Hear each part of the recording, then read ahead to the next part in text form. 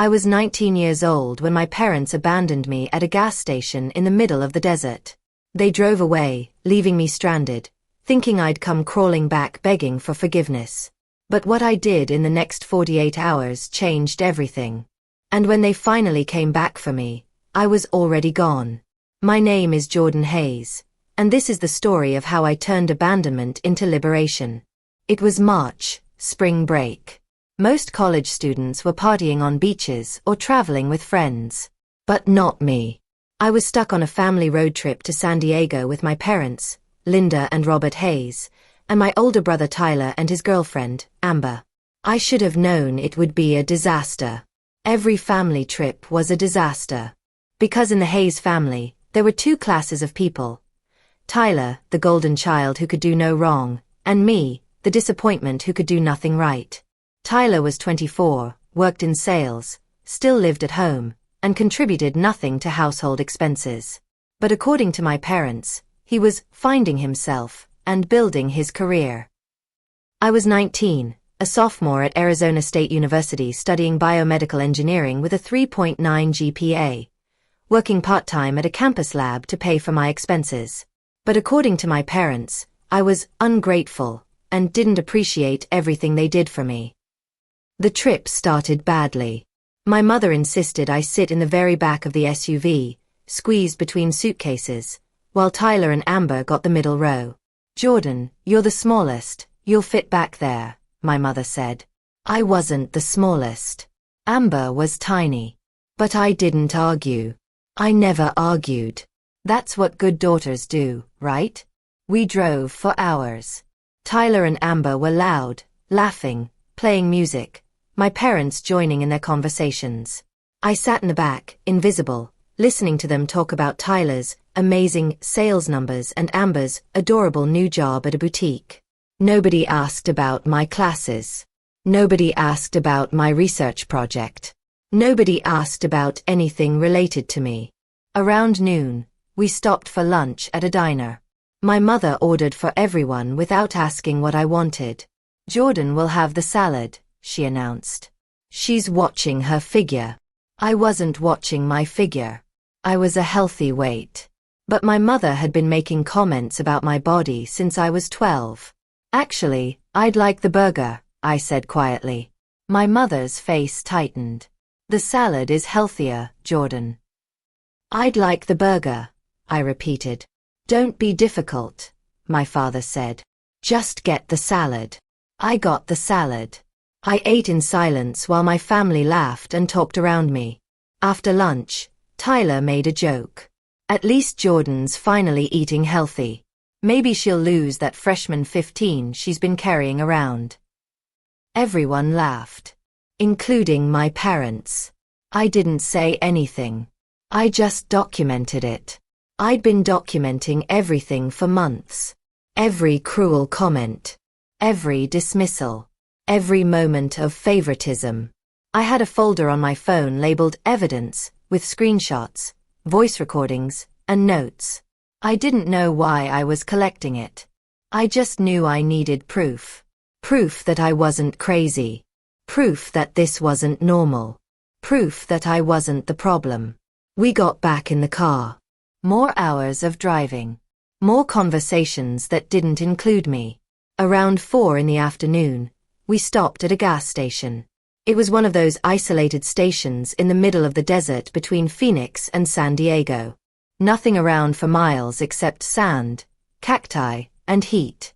"Bathroom break," my father announced. Everyone got out.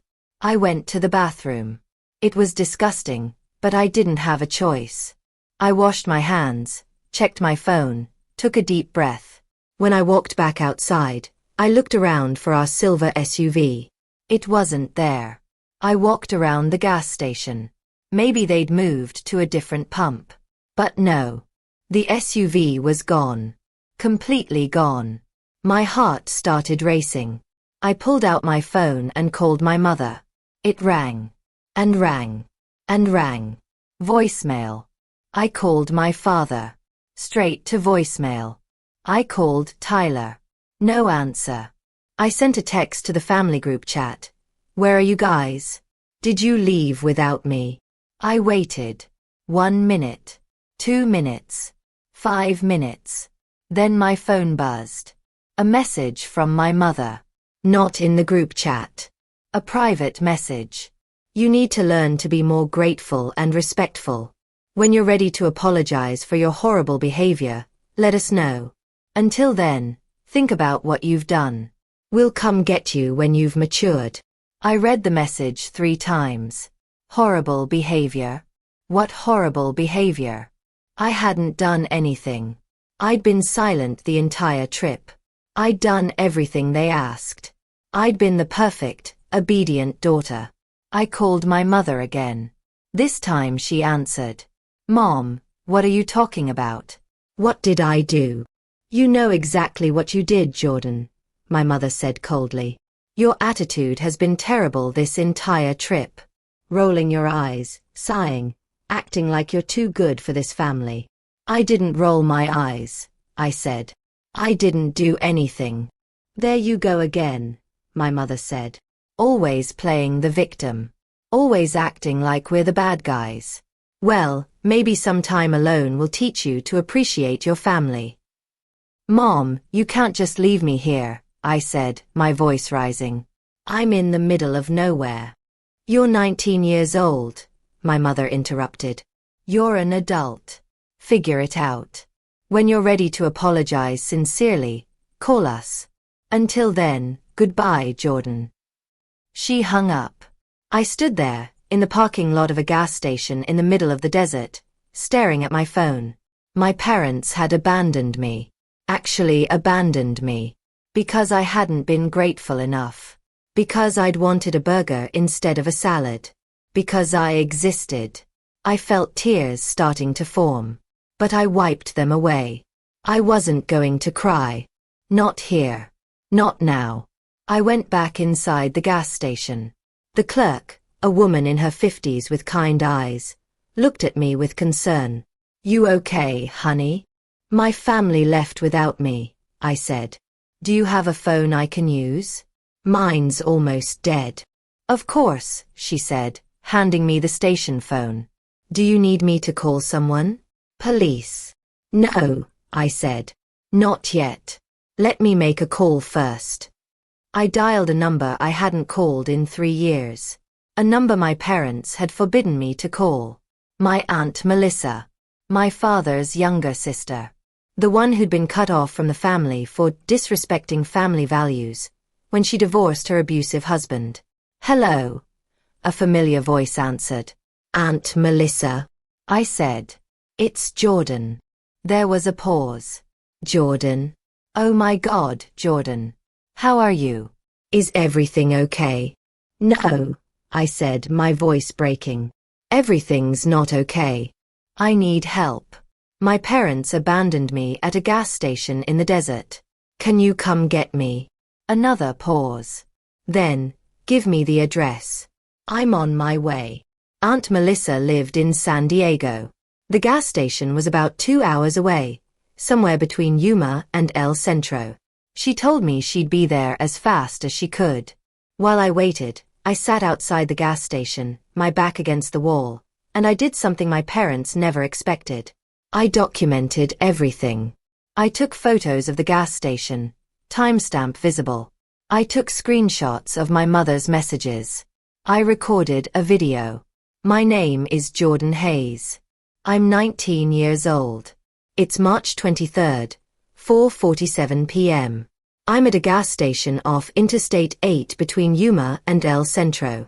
My parents, Linda and Robert Hayes, abandoned me here during our family spring break trip. They drove away while I was in the bathroom. When I called them, my mother told me I needed to learn to be more grateful and that they'd come back when I was ready to apologize. I don't know what I'm apologizing for. I didn't do anything wrong. But they left me here anyway.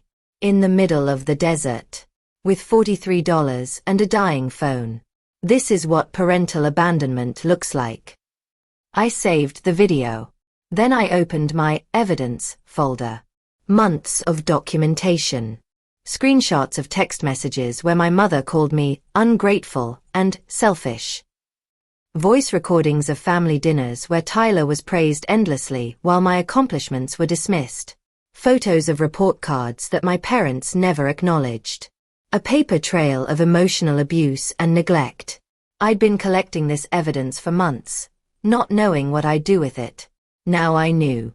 The gas station clerk, whose name was Rosa, brought me a bottle of water and a sandwich.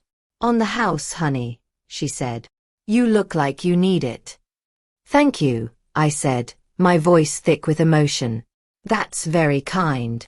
Your family really left you here?" Rosa asked, sitting down beside me. "Yes," I said. "They think I'm ungrateful. They think I need to learn a lesson." "What kind of parents abandon their child in the desert?" Rosa said, shaking her head. "That's not teaching a lesson. That's abuse."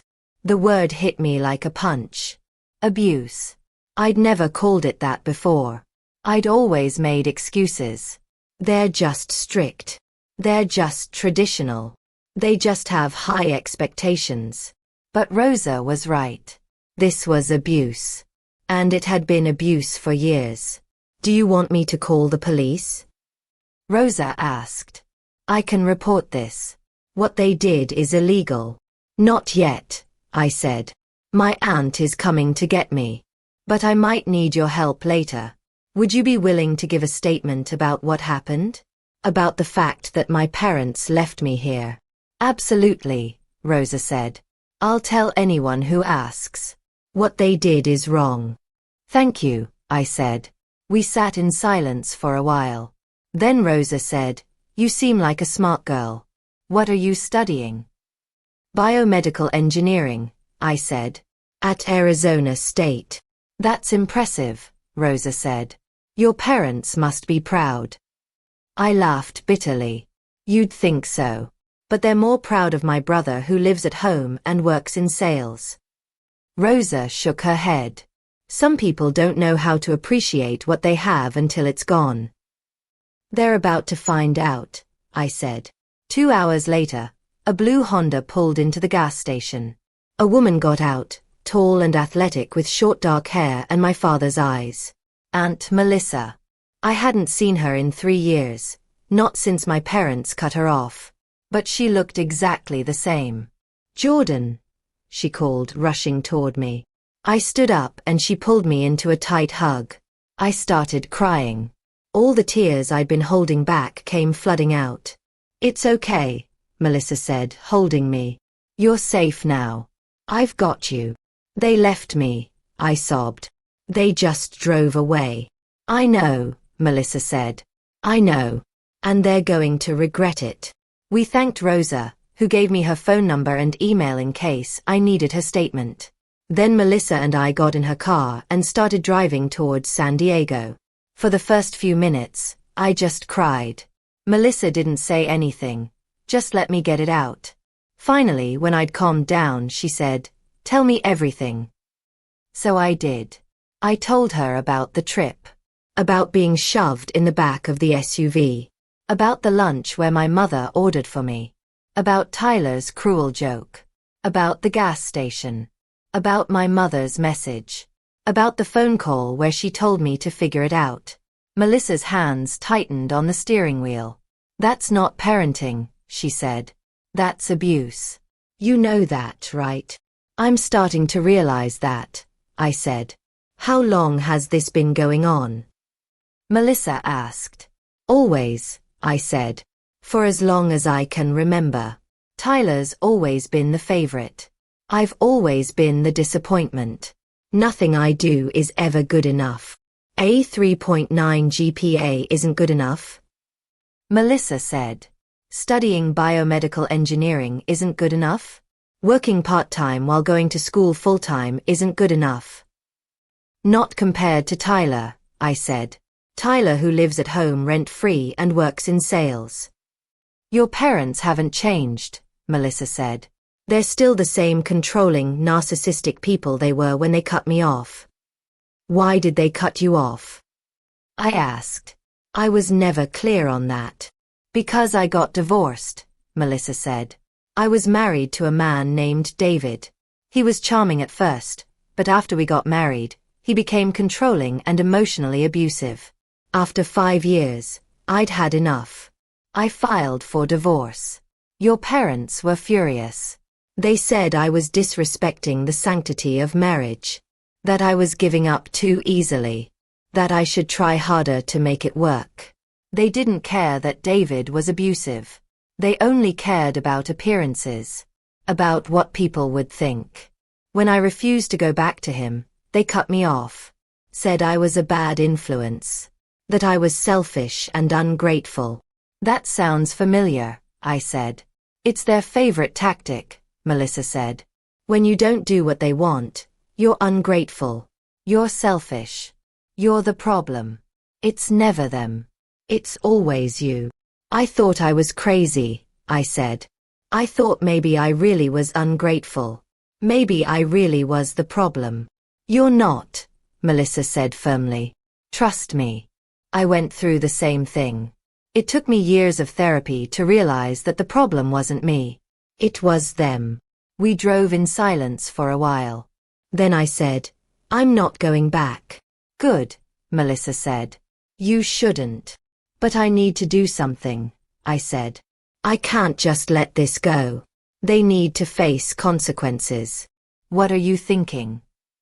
Melissa asked. I don't know yet, I said. But I have evidence. Months of documentation. Messages, recordings, photos. And now I have this. The abandonment. Rosa's willing to give a statement. I have my mother's text messages. I have proof. What do you want to do with it? Melissa asked. I want to make sure they can never do this to anyone else, I said. I want to expose them. I want people to know who they really are. And I want to make sure they face legal consequences. You want to sue them? Melissa asked. Maybe, I said. Is that possible? Possibly, Melissa said. You're 19, so you're legally an adult. But you're still their dependent for things like health insurance and taxes. And what they did, abandoning you in a dangerous situation, could potentially be considered criminal neglect or endangerment. I have a friend who's a lawyer. We can talk to her. I want to talk to her, I said. Good, Melissa said. We'll call her tomorrow. But tonight, you're staying with me. You're safe. And you're not alone anymore. I started crying again. Thank you, I said. For coming to get me. For believing me. For helping me. You're my niece, Melissa said. I should have fought harder to stay in your life. I should have reached out. I'm sorry I didn't. It's not your fault, I said. They made it impossible. Still, Melissa said. I'm here now. And I'm not going anywhere. We got to Melissa's apartment in San Diego around 8 p.m. It was a small but cozy one-bedroom in a nice neighborhood. You can take the bedroom, Melissa said. I'll sleep on the couch. I can't take your bed, I protested. Yes, you can, Melissa said. You've had a traumatic day. You need rest. We'll figure everything else out tomorrow. I was exhausted. Emotionally drained. I took a shower, borrowed some of Melissa's clothes, and collapsed into bed. But I couldn't sleep. My mind was racing. What were my parents doing right now? Were they in San Diego, enjoying their vacation, not thinking about me at all? Were they expecting me to call, begging to come back? Did they feel any guilt? Any remorse? Or did they genuinely believe they were teaching me a lesson? I picked up my phone. I had 17 missed calls from my mother, 12 from my father, 8 from Tyler, and dozens of text messages. I opened them. The first few were from my mother, sent around 6 p.m. Jordan, this is ridiculous. Call us back. Jordan, stop being dramatic. We're waiting for your apology. Jordan, you're ruining this trip for everyone. Just apologize so we can move on. Then, around 7 p.m., the tone changed. Jordan, where are you? Call us back now. Jordan, this isn't funny anymore. Call us immediately. Jordan, if you don't call us back in the next hour, you're going to be in serious trouble. And finally, around 8 p.m. Jordan, we're at the gas station. Where are you? The clerk said someone picked you up. Who picked you up? Call us now. I smiled. They'd come back for me. Just like my mother promised. When I was ready to apologize. But I wasn't there. I was gone. And they were panicking. Good. Let them panic. Let them feel a fraction of the fear and abandonment I felt. I didn't respond to any of the messages. Instead, I blocked all 3 of them. Then I opened my email and started writing. Dear Mom, Dad, and Tyler, you abandoned me today at a gas station in the middle of the desert. You drove away while I was in the bathroom, and when I called asking where you were, Mom told me I needed to learn to be more grateful and that you'd come back when I was ready to apologize. I don't know what I'm supposed to apologize for. I didn't do anything wrong. I was quiet the entire trip. I did everything you asked. I sat in the back. I ate the salad I didn't want. I endured Tyler's cruel jokes. I was the perfect, obedient daughter. But it wasn't enough. It's never enough. Because the problem isn't me. It's you. You abandoned your 19-year-old daughter in a dangerous situation because she wasn't grateful enough. Because she wanted a burger instead of a salad. Because she existed in a way that didn't perfectly align with your expectations. That's not parenting. That's abuse. And I'm done. I'm done being the scapegoat. I'm done being compared to Tyler. I'm done trying to earn love that should be unconditional. I'm done waiting for you to see me, to value me, to treat me like I matter. I'm safe. I'm with someone who actually cares about me. And I'm not coming back. Don't call me. Don't text me. Don't try to find me. As far as I'm concerned, you stopped being my parents the moment you drove away and left me stranded. I'll be in touch through a lawyer regarding the legal consequences of your actions. Until then, leave me alone. Jordan. I read the email 3 times. Then I hit send. To all 3 of them. Then I turned off my phone and finally fell asleep. The next morning, I woke up to the smell of coffee and pancakes. Melissa was in the kitchen, cooking breakfast. Morning, she said. How'd you sleep? Better than I expected, I said. Good, Melissa said. I called my friend Rebecca. She's a family law attorney. She can see us this afternoon if you're up for it. I'm up for it, I said. Good, Melissa said. But first, breakfast. You need to eat. We ate pancakes and talked about everything except my parents. Melissa told me about her job as a physical therapist, her hobbies, her life. It was nice. Normal. The kind of family conversation I'd always wanted but never had. At 2 p.m., we went to Rebecca's office. Rebecca was a woman in her 40s, sharp and professional, with kind eyes. Melissa told me what happened, Rebecca said. I'm so sorry you went through that, Jordan. What your parents did was wrong. Let's talk about your options. I want to know if I can sue them, I said. Or press charges. Or something. I want them to face consequences. Let's start with the facts, Rebecca said. You're 19, correct? Yes. Are you financially dependent on your parents? Partially, I said. I have a partial scholarship and a part-time job. But I'm still on their health insurance. And they claim me as a dependent on their taxes. Do they provide housing? During the summer and school breaks, yes, I said. During the semester, I live in the dorms. Okay, Rebecca said. Here's the situation. Because you're 19, you're legally an adult. However, because your parents still provide some financial support and claim you as a dependent, they have certain legal responsibilities toward you. Abandoning you in a dangerous situation could potentially be considered criminal neglect or endangerment. Really? I said, hope rising in my chest. Possibly, Rebecca said. It depends on how the prosecutor's office views it. The fact that you were left in an isolated area with limited resources, and that your mother explicitly told you to figure it out, could be seen as willful neglect.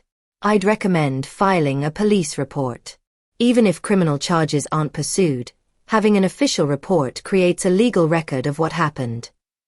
I want to file a report, I said.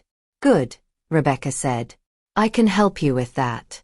Now, in terms of civil action, you could potentially sue your parents for emotional distress and any financial damages you incurred as a result of their actions. Did you have to pay for transportation? Food? Lodging? My aunt picked me up, I said. So no transportation costs. The gas station clerk gave me food and water for free. That's good, Rebecca said. But you could still pursue a case for emotional distress. The challenge is that emotional distress cases are difficult to prove and expensive to pursue. However, given that you have documentation, text messages, and a witness, you might have a case. I have months of documentation, I said. Not just from yesterday. Messages, recordings, photos, evidence of ongoing emotional abuse and neglect. Rebecca's eyebrows rose. That changes things. Can I see it? I pulled out my phone and showed her my evidence folder. Rebecca spent 20 minutes reviewing everything. Screenshots of my mother calling me ungrateful and selfish. Voice recordings of family dinners where my accomplishments were dismissed. Photos of my report cards that were never acknowledged. And now, the text messages from yesterday. This is substantial, Rebecca said. This shows a clear pattern of emotional abuse and neglect.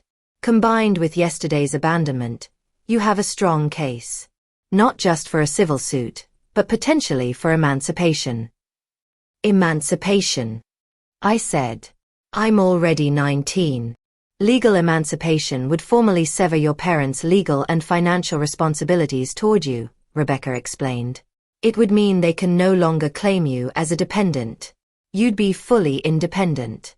Given this evidence, a judge would likely grant it. Would that affect my financial aid? I asked. Actually, it might help, Rebecca said. If you're legally emancipated, you'd be considered an independent student for FAFSA purposes. You'd likely qualify for more aid. I want to do it, I said. All of it. The police report. The emancipation. Everything. Are you sure? Rebecca asked. This will permanently damage your relationship with your parents. There's no going back from this. There's already no going back, I said. They abandoned me in the desert. They've been emotionally abusing me for years. I'm done. I want to be free of them. Rebecca nodded. Okay. Let's do it. I'll help you file the police report today. Then we'll start the emancipation process. It'll take a few weeks, but given your evidence, I'm confident we'll succeed. Thank you, I said. One more thing, Rebecca said. Have your parents tried to contact you? Yes, I said. Dozens of calls and texts. I sent them an email last night telling them not to contact me and that they'd hear from a lawyer. Then I blocked them. Good, Rebecca said. Don't unblock them. Don't respond to any attempts at communication. Everything goes through me now. Understood. Understood, I said. We went to the police station that afternoon. I filed a report, giving a detailed account of what happened. The officer taking the report was sympathetic. What your parents did was wrong, he said. I'm going to forward this to the prosecutor's office. They'll decide whether to pursue criminal charges. Thank you, I said.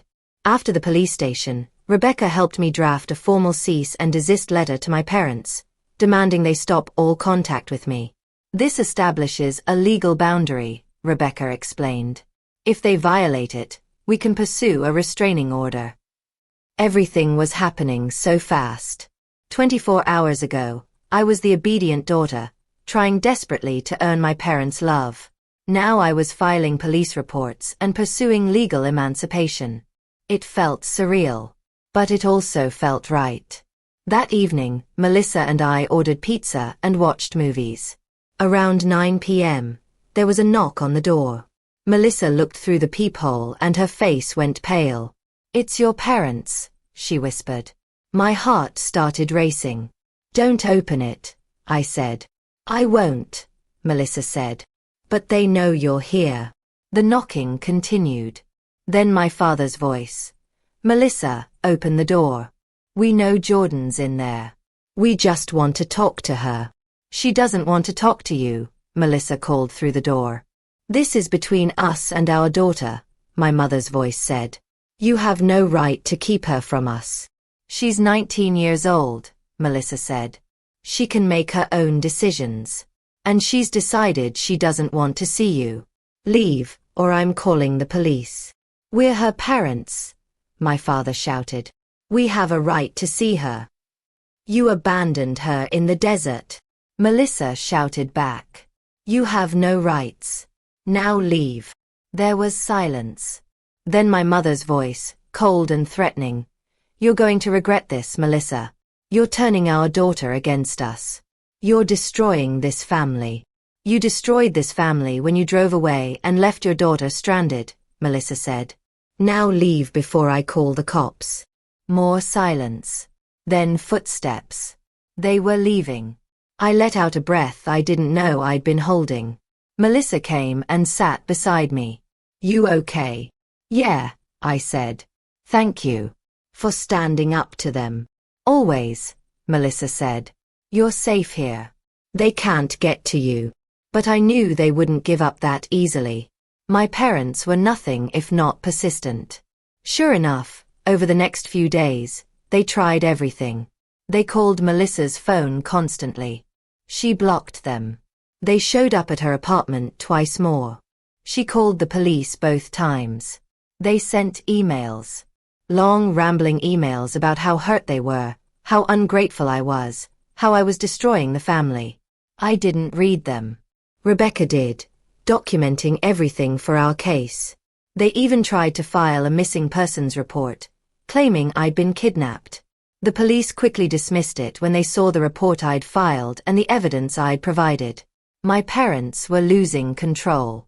And they were panicking. Good. 1 week after the abandonment, Rebecca called me. "I have news," she said. "The prosecutor's office reviewed your case. They've decided to pursue charges against your parents for child endangerment and criminal neglect." I couldn't believe it. "Really? Really?" Rebecca said. "Your evidence was compelling. The text messages, the witness statement from the gas station clerk, and the fact that you were left in an isolated, potentially dangerous situation all contributed to their decision. Your parents will be formally charged within the next few days." "What does that mean?" I asked. "It means they'll have to appear in court," Rebecca said. "They could face fines, probation, or even jail time, depending on how the case proceeds. At minimum, it'll be on their permanent record." I felt a mix of emotions. Relief, vindication, and a small, guilty part of me felt sad. These were my parents. Despite everything, part of me still loved them. Still wished things could be different. "Are you okay?" Rebecca asked. "Yeah," I said. "I'm okay. This is what needs to happen." "It is," Rebecca said. "They need to face consequences for their actions. And you need justice." 2 days later, my parents were formally charged. I know because Tyler called Melissa's phone from a number she hadn't blocked yet. Melissa put it on speaker. "This is your fault," Tyler screamed. "Mom and Dad are being charged with a crime because of you. Do you know what this is doing to them? Do you know how humiliated they are? Do you know what they did to me?" I said calmly. "They abandoned me in the desert, Tyler. They drove away and left me stranded. That's a crime. They're facing consequences for their actions." "You're being dramatic," Tyler said. "They were teaching you a lesson. You were being ungrateful and disrespectful." "I wanted a burger instead of a salad," I said. "That's what this is about. I wanted a burger. And for that, they left me in the middle of nowhere. Does that seem reasonable to you?" "You've always been difficult," Tyler said. You've always caused problems. And now you're destroying this family. I'm not destroying anything, I said. I'm protecting myself. Something you've never had to do because you've always been the favorite. That's not true, Tyler said. It is true, I said. And you know it. You've been coddled and praised your entire life while I've been criticized and dismissed. You live at home rent-free while I work and go to school full-time. You make cruel jokes about my weight and Mom and Dad laugh. But I'm the problem? No, Tyler. I'm done being the scapegoat. I'm done being the family punching bag. Tell Mom and Dad they'll hear from my lawyer. And don't call again. I hung up. My hands were shaking. But I felt strong. Stronger than I'd ever felt. Over the next few weeks, things moved quickly. Rebecca filed for my legal emancipation. With my evidence and the criminal charges against my parents, the judge granted it without hesitation. I was officially, legally independent. My parents could no longer claim me as a dependent. I was free. I also refiled my FAFSA as an independent student. My financial aid increased dramatically. Between my scholarship, my increased aid, and my part-time job, I could afford to stay in the dorms year-round. I never had to go back to my parents' house. The criminal case against my parents moved forward. They hired a lawyer who tried to get the charges dismissed, arguing that I was an adult and they had no legal obligation to me. But Rebecca countered with evidence that they still claimed me as a dependent and provided partial financial support, which meant they did have legal responsibilities. The judge agreed. The case went to trial. I had to testify. It was one of the hardest things I've ever done. Sitting in a courtroom, facing my parents, telling a room full of strangers about the worst day of my life. My mother cried. My father looked angry. Tyler sat in the back, glaring at me. But I told the truth. All of it. The gas station clerk, Rosa, testified too. She described how I'd been left alone, frightened, with no resources. How my parents had deliberately abandoned me. The prosecutor presented my mother's text messages as evidence. You need to learn to be more grateful. We'll come get you when you've matured. The jury deliberated for 3 hours. When they came back, the verdict was guilty on both counts. Child endangerment and criminal neglect. That evening, Melissa and I ordered pizza and watched movies. Around 9 p.m., there was a knock on the door. Melissa looked through the peephole and her face went pale. "It's your parents," she whispered. My heart started racing. "Don't open it," I said.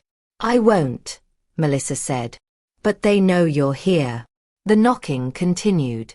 Then my father's voice. "Melissa, open the door. We know Jordan's in there. We just want to talk to her." "She doesn't want to talk to you," Melissa called through the door. "This is between us and our daughter," my mother's voice said. "You have no right to keep her from us." "She's 19 years old," Melissa said. "She can make her own decisions. And she's decided she doesn't want to see you. Leave, or I'm calling the police." "We're her parents," my father shouted. "We have a right to see her." "You abandoned her in the desert," Melissa shouted back. "You have no rights. Now leave." There was silence. Then my mother's voice, cold and threatening. "You're going to regret this, Melissa. You're turning our daughter against us. You're destroying this family. You destroyed this family when you drove away and left your daughter stranded," Melissa said. "Now leave before I call the cops." More silence. Then footsteps. They were leaving. I let out a breath I didn't know I'd been holding. Melissa came and sat beside me. "You okay?" "Yeah," I said. "Thank you for standing up to them." "Always," Melissa said. "You're safe here. They can't get to you." But I knew they wouldn't give up that easily. My parents were nothing if not persistent. Sure enough, over the next few days, they tried everything. They called Melissa's phone constantly. She blocked them. They showed up at her apartment twice more. She called the police both times. They sent emails. Long, rambling emails about how hurt they were, how ungrateful I was, how I was destroying the family. I didn't read them. Rebecca did, documenting everything for our case. They even tried to file a missing persons report, claiming I'd been kidnapped. The police quickly dismissed it when they saw the report I'd filed and the evidence I'd provided. My parents were losing control. And they were panicking. Good. 1 week after the abandonment, Rebecca called me. "I have news," she said. "The prosecutor's office reviewed your case. They've decided to pursue charges against your parents for child endangerment and criminal neglect." I couldn't believe it. "Really? Really?" Rebecca said. "Your evidence was compelling. The text messages, the witness statement from the gas station clerk, and the fact that you were left in an isolated, potentially dangerous situation all contributed to their decision. Your parents will be formally charged within the next few days." "What does that mean?" I asked. "It means they'll have to appear in court," Rebecca said. "They could face fines, probation, or even jail time, depending on how the case proceeds. At minimum, it'll be on their permanent record." I felt a mix of emotions. Relief, vindication, and a small, guilty part of me felt sad. These were my parents. Despite everything, part of me still loved them. Still wished things could be different. "Are you okay?" Rebecca asked. "Yeah," I said. "I'm okay. This is what needs to happen." "It is," Rebecca said. "They need to face consequences for their actions. And you need justice." 2 days later, my parents were formally charged. I know because Tyler called Melissa's phone from a number she hadn't blocked yet. Melissa put it on speaker. "This is your fault," Tyler screamed. "Mom and Dad are being charged with a crime because of you. Do you know what this is doing to them? Do you know how humiliated they are? Do you know what they did to me?" I said calmly. "They abandoned me in the desert, Tyler. They drove away and left me stranded. That's a crime. They're facing consequences for their actions."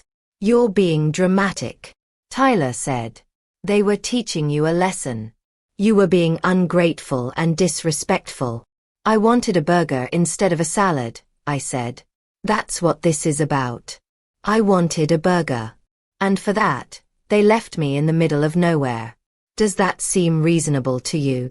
"You've always been difficult," Tyler said. "You've always caused problems. And now you're destroying this family." "I'm not destroying anything," I said. "I'm protecting myself. Something you've never had to do because you've always been the favorite." "That's not true," Tyler said. "It is true," I said. "And you know it. You've been coddled and praised your entire life while I've been criticized and dismissed. You live at home rent-free while I work and go to school full-time. You make cruel jokes about my weight and Mom and Dad laugh. But I'm the problem? No, Tyler. I'm done being the scapegoat. I'm done being the family punching bag. Tell Mom and Dad they'll hear from my lawyer. And don't call again." I hung up. My hands were shaking. But I felt strong. Stronger than I'd ever felt. Over the next few weeks, things moved quickly. Rebecca filed for my legal emancipation. With my evidence and the criminal charges against my parents, the judge granted it without hesitation. I was officially, legally independent. My parents could no longer claim me as a dependent. I was free. I also refiled my FAFSA as an independent student. My financial aid increased dramatically. Between my scholarship, my increased aid, and my part-time job, I could afford to stay in the dorms year-round. I never had to go back to my parents' house. The criminal case against my parents moved forward. They hired a lawyer who tried to get the charges dismissed, arguing that I was an adult and they had no legal obligation to me. But Rebecca countered with evidence that they still claimed me as a dependent and provided partial financial support, which meant they did have legal responsibilities. The judge agreed. The case went to trial. I had to testify. It was one of the hardest things I've ever done. Sitting in a courtroom, facing my parents, telling a room full of strangers about the worst day of my life. My mother cried. My father looked angry. Tyler sat in the back, glaring at me. But I told the truth. All of it. The gas station clerk, Rosa, testified too. She described how I'd been left alone, frightened, with no resources. How my parents had deliberately abandoned me. The prosecutor presented my mother's text messages as evidence. You need to learn to be more grateful. We'll come get you when you've matured. The jury deliberated for 3 hours. When they came back, the verdict was guilty on both counts: child endangerment and criminal neglect. My parents were sentenced to 2 years probation, 200 hours of community service, and mandatory parenting classes. They were also ordered to pay a fine of $5,000. It wasn't jail time. But it was something. It was justice. After the trial, Rebecca approached me. "How are you feeling?" she asked. "Relieved," I said. "And sad. And angry. And free. All at the same time." "That's normal," Rebecca said. "You did the right thing, Jordan. You stood up for yourself. You held them accountable. That takes incredible courage." "Thank you," I said. "For everything. I couldn't have done this without you." "You're stronger than you think," Rebecca said. "You're going to do amazing things with your life." I hoped she was right. My parents tried to contact me one more time after the trial. A letter, sent to Melissa's address. Melissa gave it to me, but I didn't open it for 3 days. When I finally did, it was exactly what I expected. "Dear Jordan, we hope you're happy. You've destroyed this family. You've humiliated us. You've turned everyone against us. All because we tried to teach you a lesson about gratitude and respect. We gave you everything. A home, food, education. And this is how you repay us?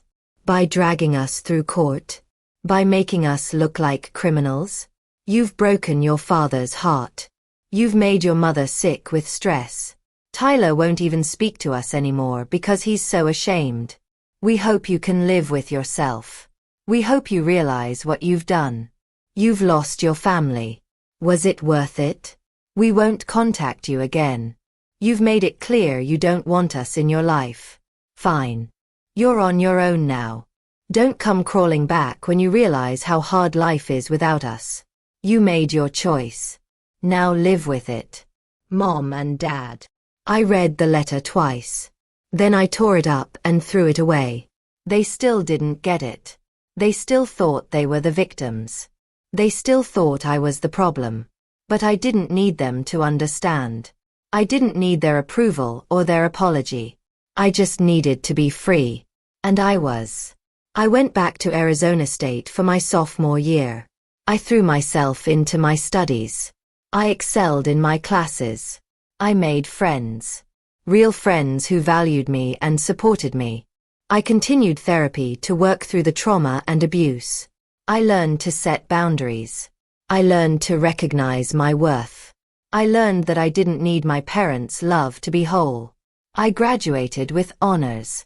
I got accepted to a top graduate program for biomedical engineering. I published research. I built a career. I built a life. A life I was proud of. Melissa became the family I needed. We talked every week. She came to my graduation. She was there for every milestone, every achievement, every moment that mattered. She was the mother my own mother never was.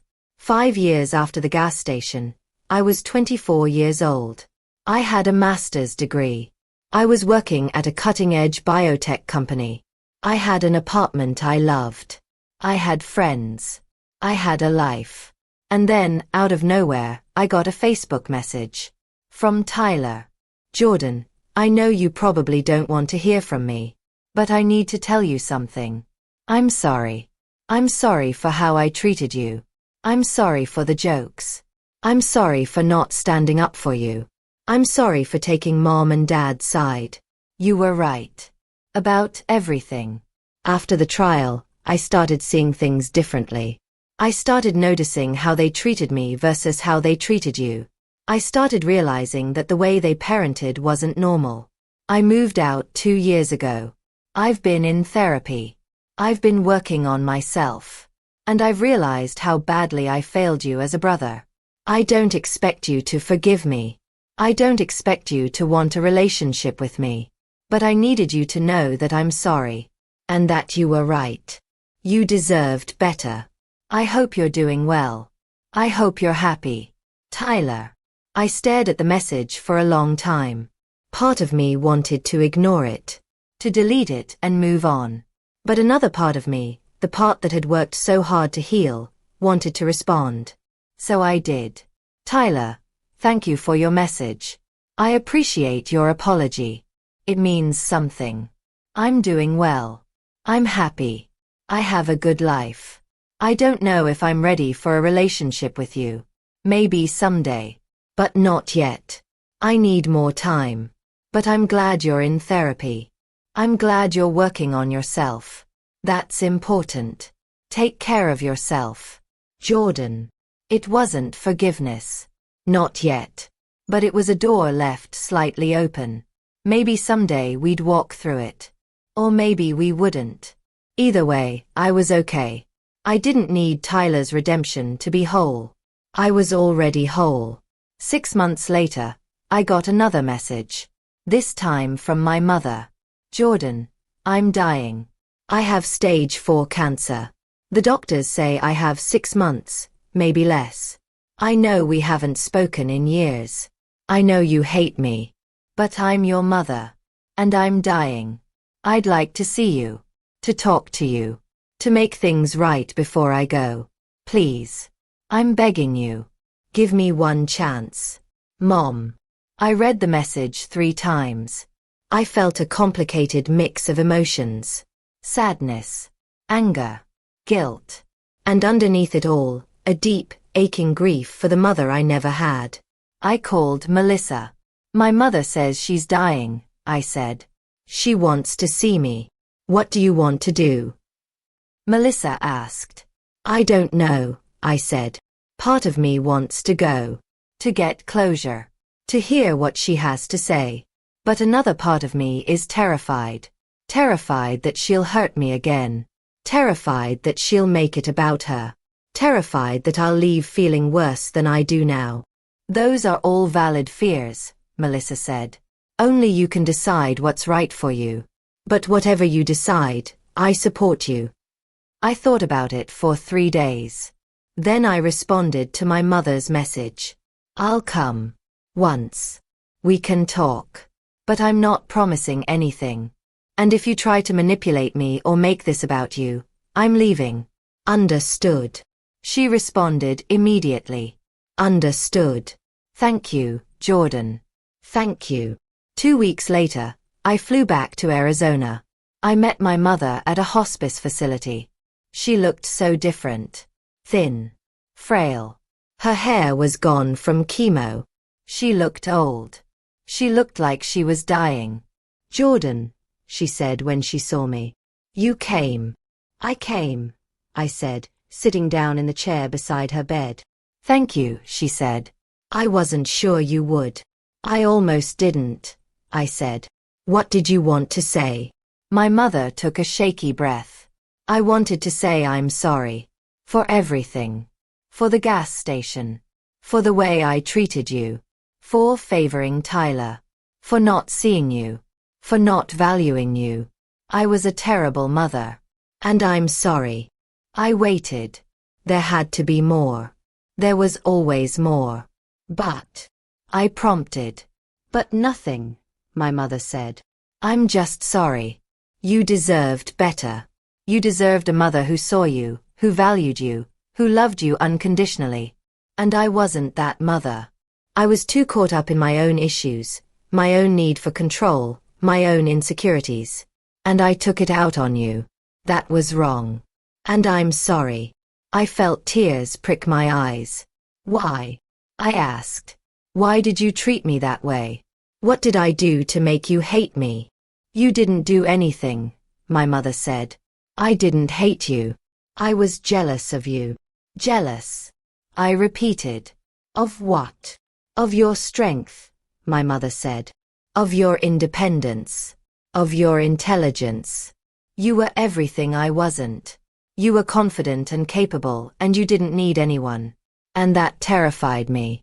Because I needed everyone. I needed validation and approval and control. And you didn't give me that. You were your own person. And I resented you for it. So you punished me, I said. Yes, my mother admitted. I punished you. I tried to break you down. I tried to make you need me. But you never did. You just got stronger. And that made me angrier. It was a vicious cycle. And I'm sorry. I'm so sorry. I sat in silence, processing her words. Do you want me to forgive you? I asked. I want you to do whatever you need to do to heal, my mother said. If that means forgiving me, then forgive me. If it means never speaking to me again after today, then do that. I just needed you to know that it was never your fault. You were always enough. More than enough. The problem was always me. I wiped my eyes. I don't know if I can forgive you, I said honestly. Not yet. Maybe not ever. What you did hurt me deeply. It shaped who I am. And while I've healed, the scars are still there. I understand, my mother said. I don't expect forgiveness. I just wanted you to know the truth. We talked for another hour. About my life. My career. My accomplishments. For the first time in my life, my mother listened. Really listened. She asked questions. She seemed genuinely interested. She seemed proud. You've done so well for yourself, she said. I always knew you would. You were always special, Jordan. I just couldn't admit it. Why not? I asked. Because admitting it would mean admitting I was wrong, my mother said. And I couldn't do that. My pride wouldn't let me.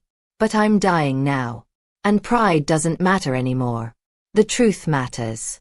And the truth is, you're an incredible person. And I'm sorry I never told you that when it mattered. When it was time to leave, my mother took my hand.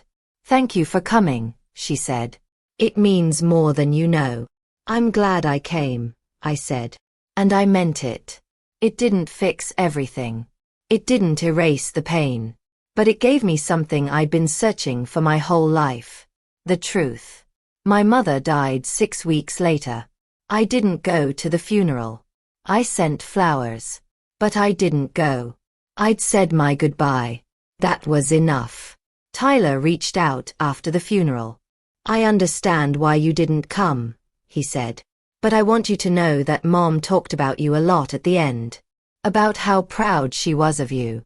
About how she wished she'd been a better mother. I think she really meant it. I think she did too, I said. Does that change anything for you? Tyler asked. A little, I admitted. It doesn't erase what happened. But it helps. Knowing that she understood. Knowing that she took responsibility. That helps. I'm glad, Tyler said. And Jordan? I meant what I said in my message. I'm sorry. For everything. If you ever want to talk, I'm here. Thank you, I said. Maybe someday. Today, I'm 30 years old. I have a PhD in biomedical engineering. I work at a research institute developing prosthetics for amputees. I have a partner who loves me. I have friends who are like family. I have Melissa, who's been more of a mother to me than my own mother ever was. And I have peace. I'm not defined by what happened to me at that gas station. I'm defined by what I did next. I stood up for myself. I held my parents accountable. I built a life I'm proud of. I turned abandonment into strength. That's my story. That's my victory. My parents drove off and left me at a gas station when I was 19. They thought they were teaching me a lesson. But the lesson I learned wasn't the one they intended. I learned that I didn't need them. I learned that I was strong enough to survive on my own. I learned that I deserved better. And I learned that sometimes, the best revenge isn't cruelty or bitterness. It's building a life so good, so full, so meaningful, that the people who hurt you become irrelevant. That's what I did. And that's enough.